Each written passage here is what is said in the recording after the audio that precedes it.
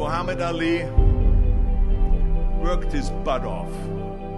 And I saw it firsthand.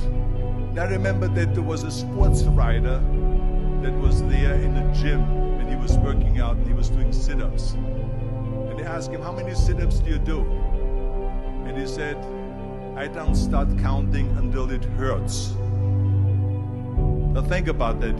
He doesn't start counting his sit-ups until he feels pain. That's when he starts counting. That is working hard. And so you can't get around the hard work. It doesn't matter who it is. Work your ass off. There is no magic pill. There is no magic out there. You cannot get around. You have to work and work and work.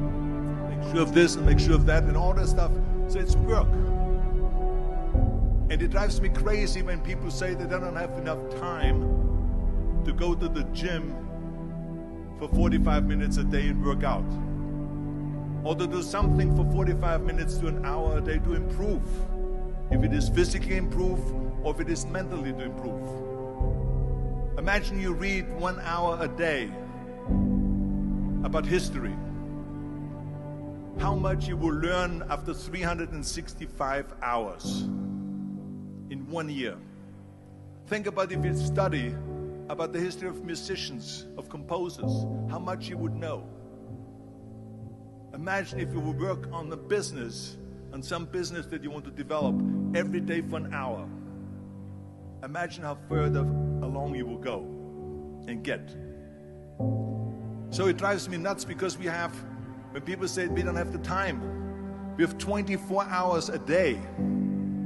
We sleep 6 hours a day, so that gives you still 18 hours.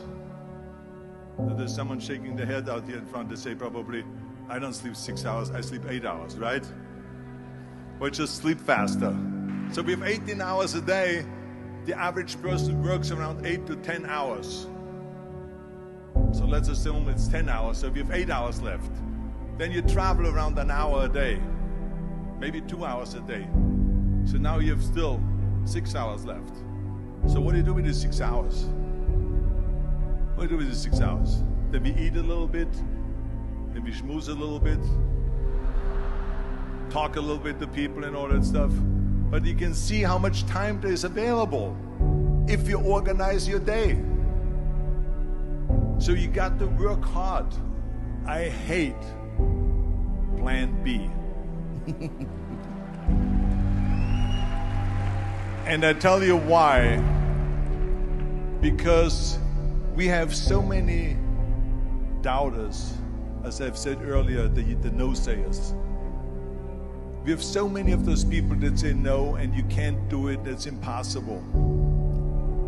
That is okay because we just turn off, as I said earlier, and we listen and we hear the no being a yes.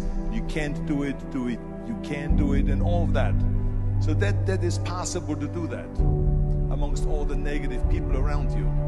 But when you start doubting yourself, that's very dangerous. Because now what you're basically saying is that if my plan doesn't work, I have a fallback plan. I have a plan B. And that means that you start thinking about plan B, and every thought that you put into plan B, you're taking away now that thought and that energy from plan A.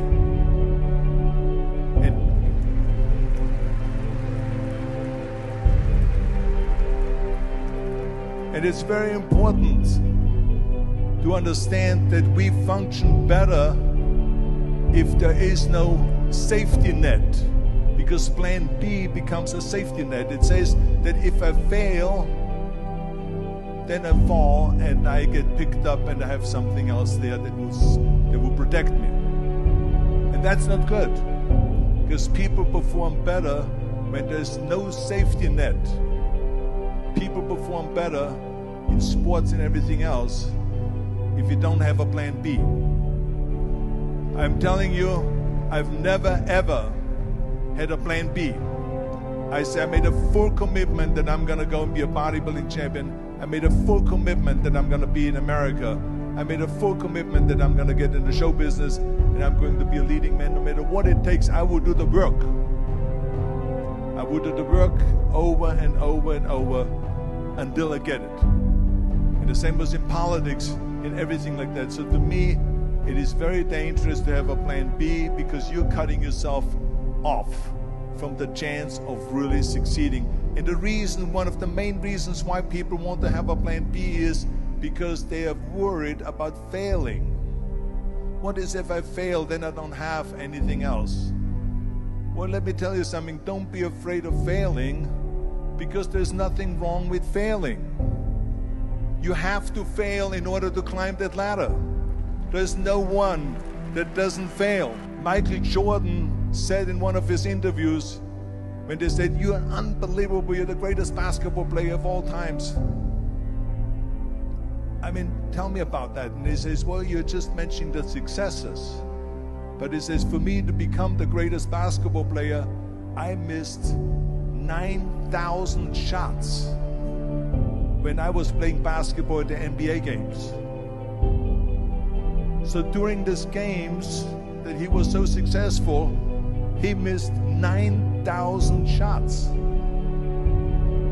Does it make him a failure? No. He's one of the greatest basketball players of all times, but he failed 9,000 times. Do you get it? We all fail. It's okay.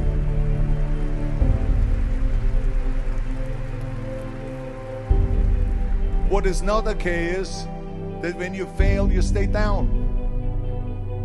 Whoever stays down is a loser. And winners will fail and get up. Fail and get up. Fail and get up. You always get up. That is a winner. That is a winner. I failed in bodybuilding. I lost bodybuilding competitions. I lost powerlifting competitions. I lost weightlifting competitions. I had movies that went in the toilet and that were terrible and got the worst reviews. And in politics, I remember I had many of the initiatives on the ballot, and we lost. My approval rating in California went down to 28%. And then it went back up again, and they won again the governorship. Hey, we all lose. We all have losses. This is okay. And this is why I say, don't be worried about losing, because when you're afraid of losing, then you get frozen. You get stiff.